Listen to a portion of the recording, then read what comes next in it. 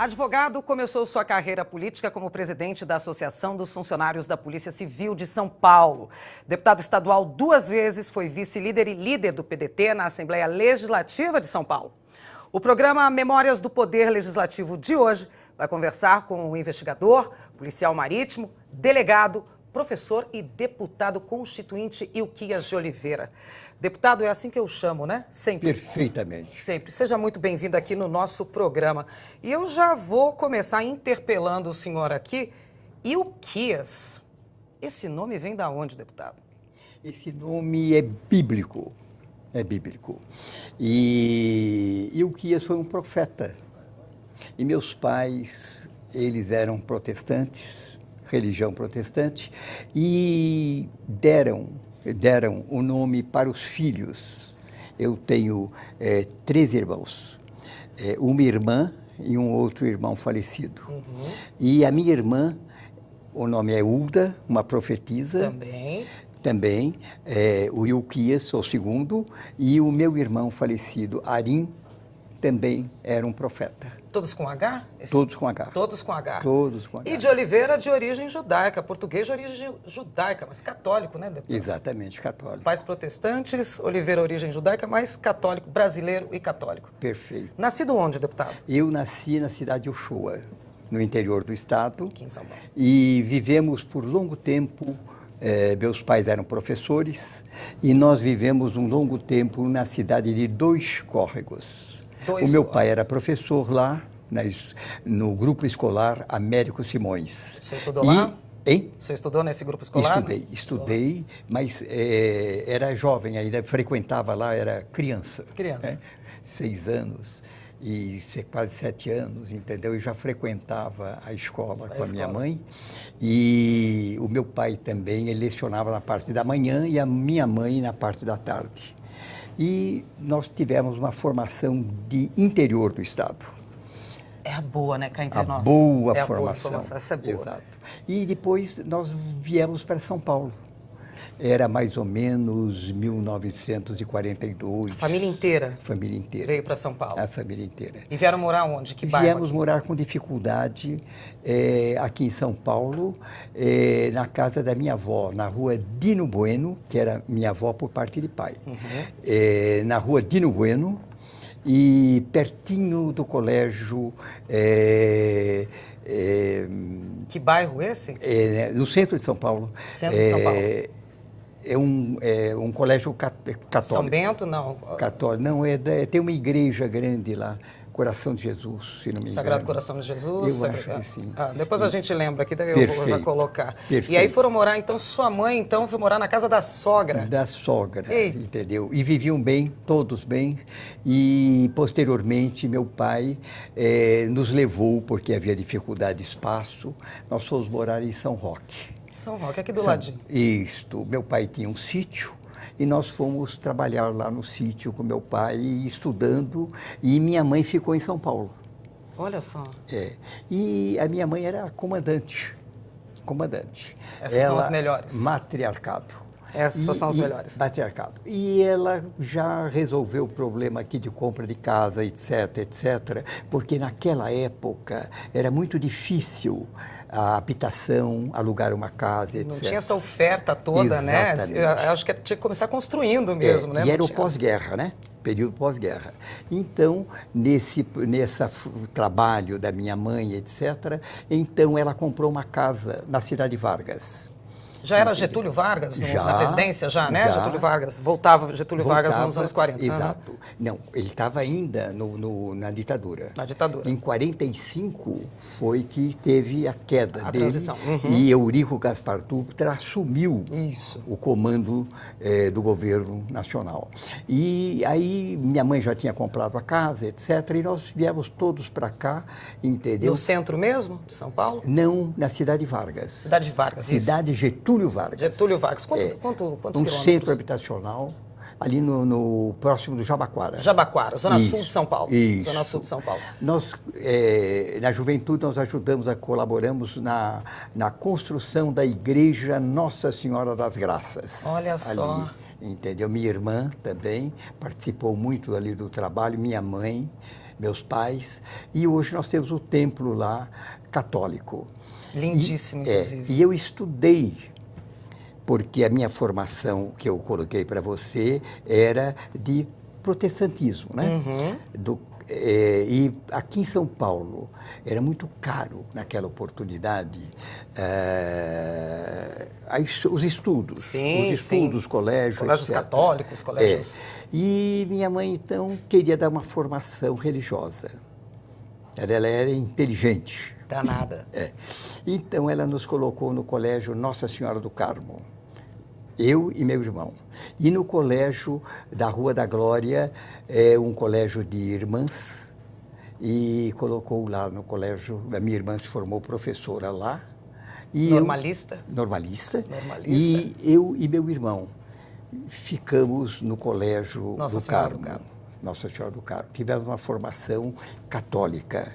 Eu estou fazendo essas perguntas para o senhor porque eu estou tentando achar um caminho de como o senhor trilhou depois a sua chegada até aqui à Assembleia Legislativa.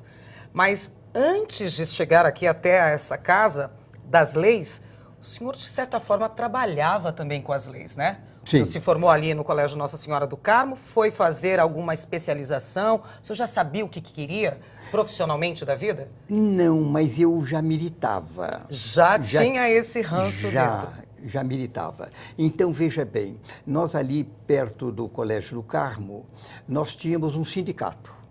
Olha lá. Sindicatos metalúrgicos. E do outro lado do Colégio do Carmo, nós tínhamos o jornal Hoje, que era do Partido Comunista. Olha lá. E então, comecei a fazer, estudando, eu fazia um biquinho corrigindo jornais na revisão e fazia também as eleições sindicais, entendeu? Ainda moleque. Garotinho. Você ia perguntar quantos anos o senhor tinha? Nessa oportunidade. 16, 17? Não, já era mais. Eu devia ter mais de 20? Uns 14, 15 anos. Ah, menino mesmo ainda, 14, menino mesmo, 15 anos, de idade escolar ainda eu estava estudando porque permeava ali. Nós fizemos o ginásio no Carmo e fizemos o científico. Entendeu? Então, nós ficamos presos, está entendendo? Dentro dessa grade escolar, né? Exato, da grade escolar. E aí conseguia... aproveitando, entendeu? Os espaços para a gente poder trabalhar um pouquinho. E aí, trabalhando um pouquinho no jornal e trabalhando um pouquinho no sindicato... Nós fomos despertados, está entendendo? Um lado político classista e o outro lado também desenvolvendo essa formação. Essa militância, né? Militância. Tem alguém na época que o senhor se lembra desses dois lugares que encantou o senhor para continuar na área de militância, enfim, ou no jornal, ou nesse sindicato, que o senhor lembre de algum nome falando, poxa, aquele... Não, em tese, ali bem, não. O Pelacani era Dante Pelacani. Dante Pelacani. Me lembrei o nome, Dante Pelacani. Ele era líder sindical dos metalúrgicos.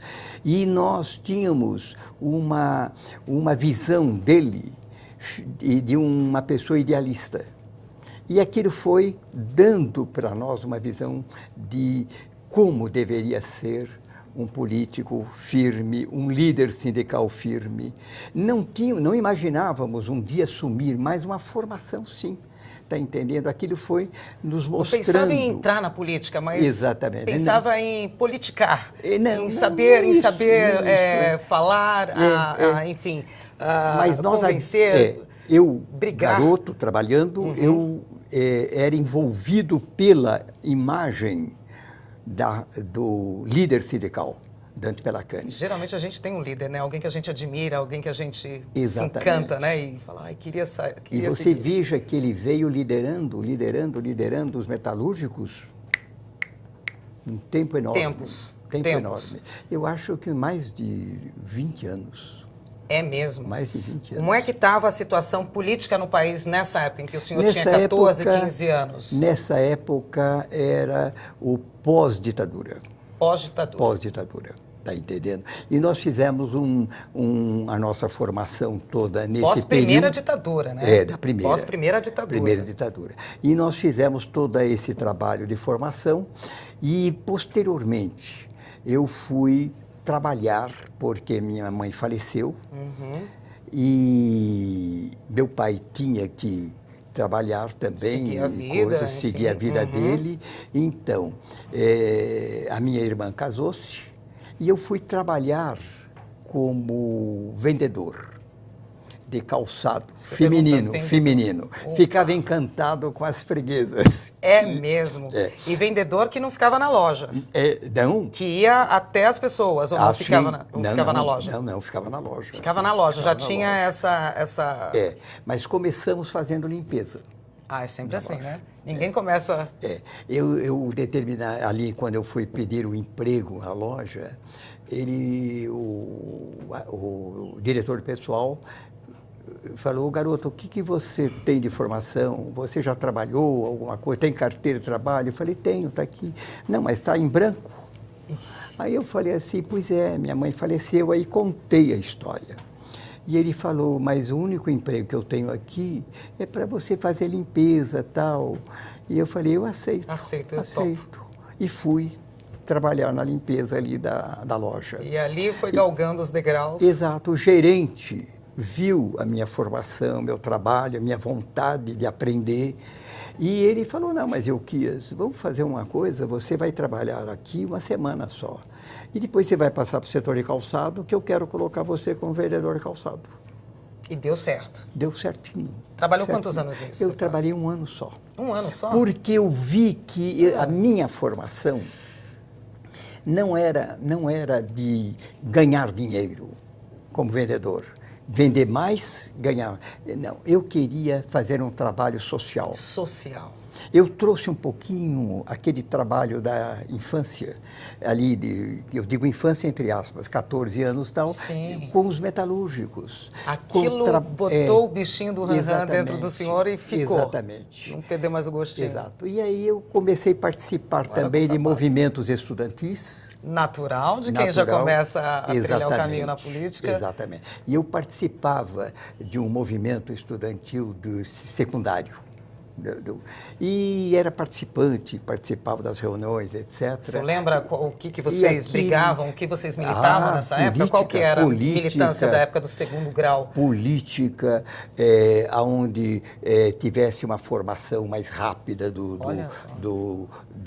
trabalhador, o trabalhador protegido, gratuidade de trabalho, de gratuidade de estudos, para dar uma visão maior, está entendendo? E profissionalização do estudante, porque naquele período não havia uma profissionalização intensa, não havia. Então, depois acompanhou, o movimento fez a mudança. Nós tivemos técnicos de contadores, tudo isso, etc., está entendendo?